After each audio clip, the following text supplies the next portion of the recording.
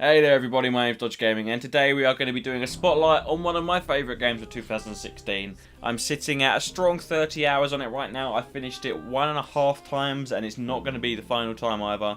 This is my 5 reasons that Dishonored 2 is worth your attention. Number 1. Murderizing without repercussions. As anyone who has played Dishonored 1 knows, the sheer variety of ways that there are to remove NPCs are almost limitless. You can fuss Rodar people from a ledge, the Dishonored version of course. You can plummet 100 feet to stab someone in the back. There's the hilariously overkill spring raises, which are little traps you put on the floor, and when triggered, it's a show, okay? And it's just as likely to hurt you as it is someone else. You gotta do a job properly though, am I right? Rare. Techniques if applied by anyone.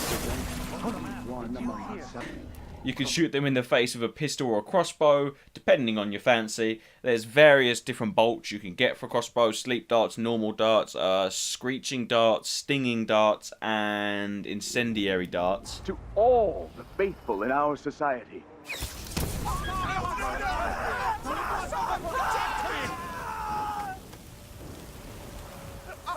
I don't want to die. What's going on? There's also an incredible host of supernatural powers that you receive from a completely trustworthy guy. Empress Emily Caldwin. I'm a friend of your father's from the bad old days. Corvo can blink around, as previously mentioned, Fuss Rodar.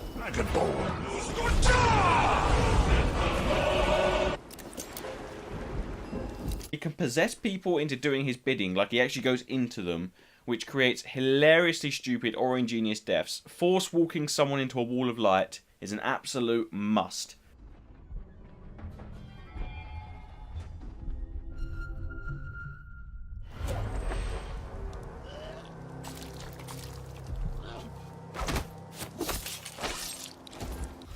Can spawn a horde of misunderstood rats that eat people alive.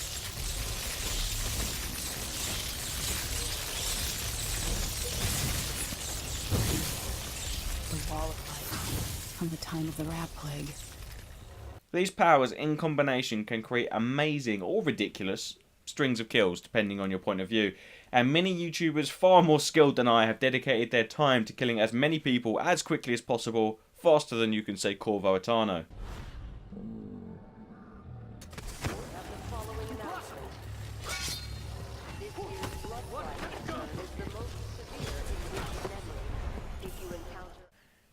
This is before we even touch Dishonored 2's new roster edition, Emily Corvo. She has her own host of weird and wonderful abilities, including Doppelganger, where she can create an artificial copy of herself to distract her enemies. Come back here. Far Reach, which is like a longer range but more noticeable version of Blink. There's Mesmerize, where a shade or something, I'm not too sure, spawns in and hypnotizes 2 people or more when you upgrade it, allowing them to either be a free kill or there's probably other options, but you know, free kill is probably the only one you want to go for, am I right? Then you have the inhumane and rather amusing Shadow Walk, where Emily becomes an incredibly fleet-footed and murderous shadow capable of ripping humans apart or slipping past them unseen. Just FYI, first way is more fun.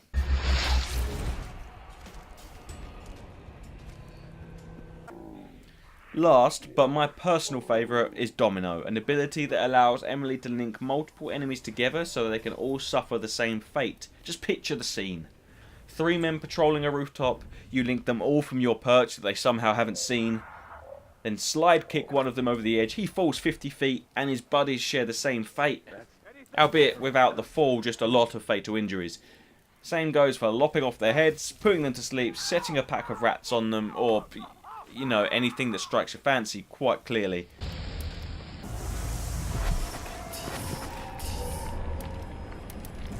You died serving it.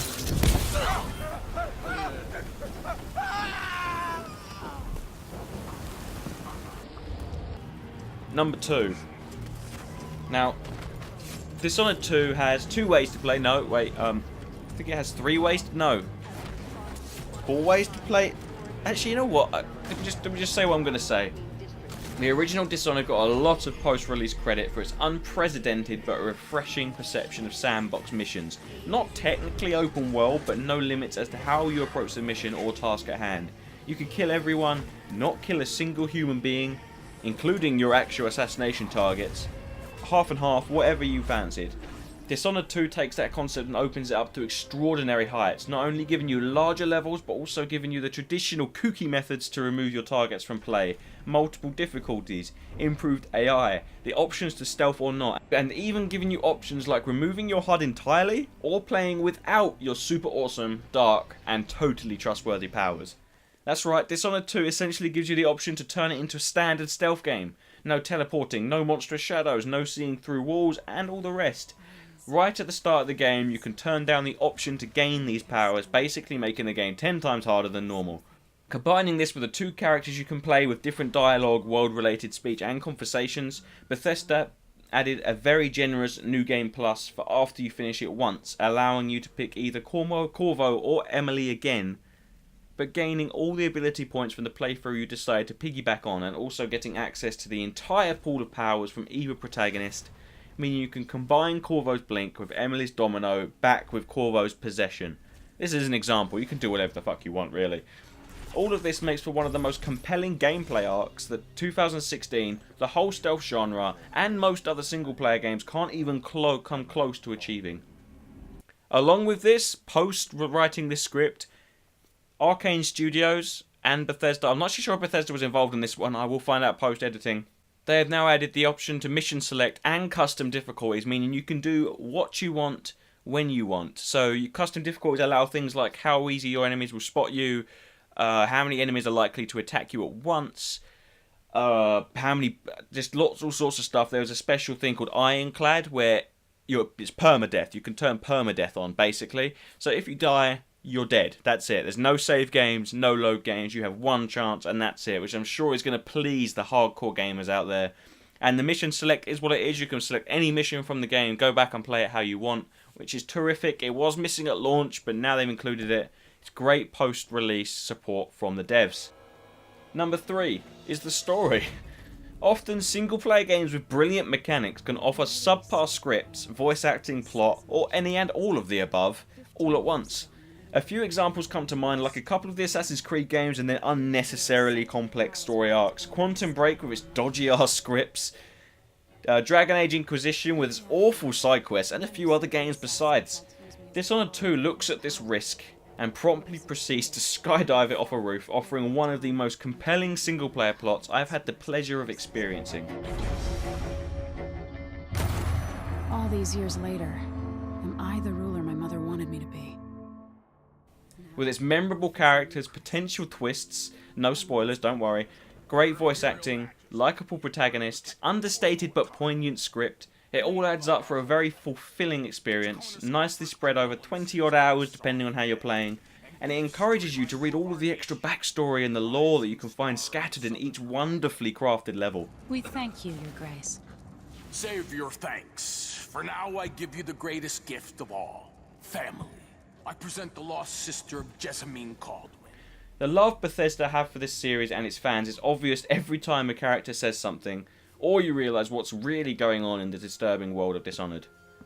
About the only caveat is that the non-story relevant NPCs often have Bethesda-typical sharing voices, lines, and reactions. I'm pretty sure I heard Garrus's voice actor from Mass Effect, but I'll let you decide that based on this clip. Other than this little thing, everything's done rather perfectly on a story and narrative perspective. It's quite amazing. Number 4 is the dual characters. As previously mentioned, you now have the option to play the full game as Emily or Corvo. Now bear in mind that the missions don't change in and of themselves, neither does the general story arc, but quite frankly you are doing yourself a disservice to not play at least once through with each character. Slight spoilers ahead, but nothing you won't find out in the first 10 minutes of the game, so it's alright. Playing as Corvo, you enter the body of the fatherly but extremely deadly Corvo Attano, the well-received protagonist of the original game. He comes armed with his gruff voice, great well-rounded abilities, and the need to rescue Emily yet again. And it is for this last point that I thoroughly recommend picking Emily first. I did exactly that, and I have to say, experiencing this new story arc with her as the lead opens up emotive responses to the game situations that might not have occurred if you picked Corvo first. Cast you in cold marble.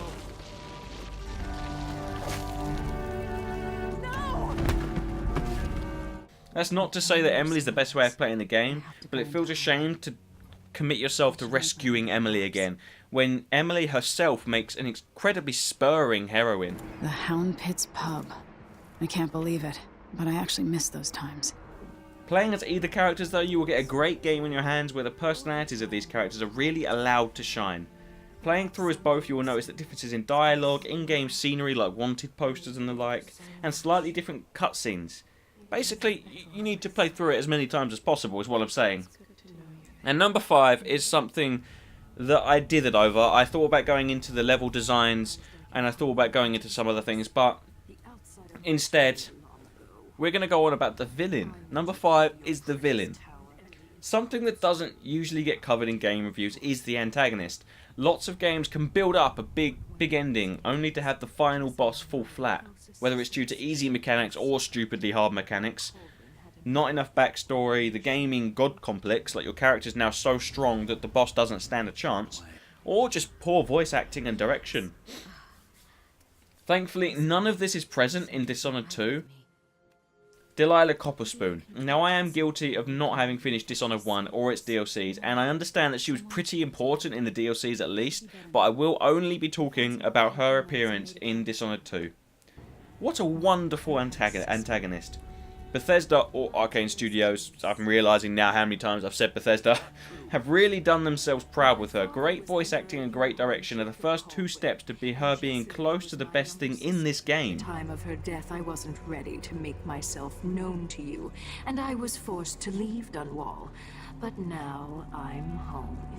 The aforementioned collectible lore in the world really helps support her backstory, her origins, motivations and abilities.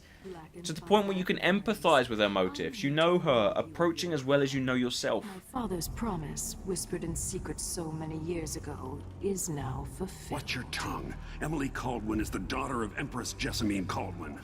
Going through each of her cronies and her lieutenants, removing her support, destabilising her grip on Dunwall, all of it feels worth something. All of it building up to a surprisingly muted, but this isn't a bad thing, but well-crafted encounter that really puts your stealth and power mastery to the test, built on a stunning backdrop of something almost approaching guilt and understanding. Your rightful Empress has returned. All hail the Empress Delilah.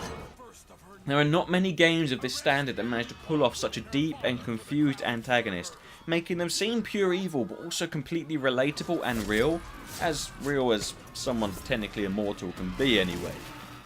They really deserve credit for putting so much into making Delilah the best villain that she needed to be to really put the finishing touch on this game.